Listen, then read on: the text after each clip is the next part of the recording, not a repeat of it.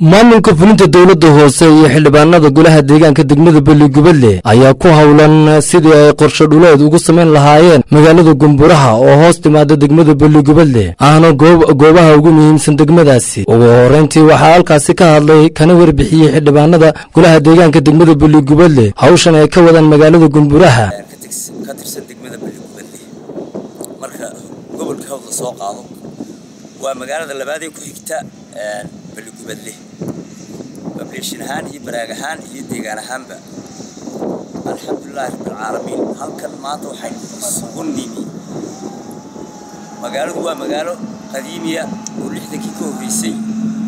maanta ka horna looma sameyn wax toon line ah oo dhismo ah oo la hagaajiyo alxamdulillaah rabbil caalamiin golaha deegaanka iyo degmadu waxyaalaha ay ka soo qabqabtay way jirtaa dhismayaal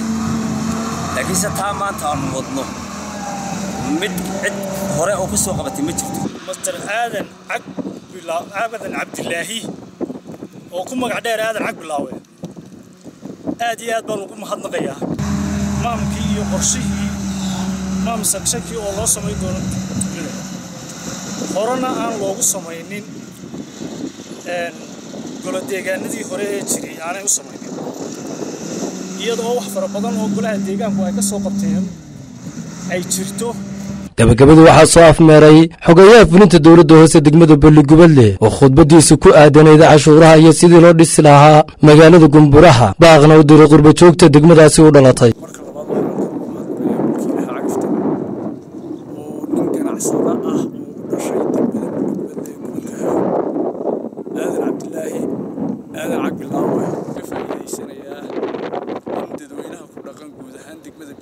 iska soo bixiyaan cashuurta ku waajibtay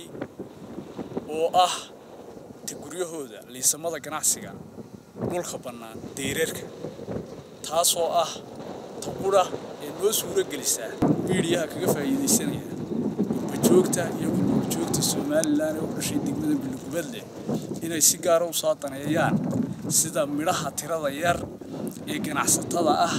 ee ugu horeeyo Aadan Cag Bilaawe sida fiican ee sharafta leh nolol shaqeeya Cabdiraxmaan Samriye TV caalamiga Cable TV degmada Balli-Gubadle.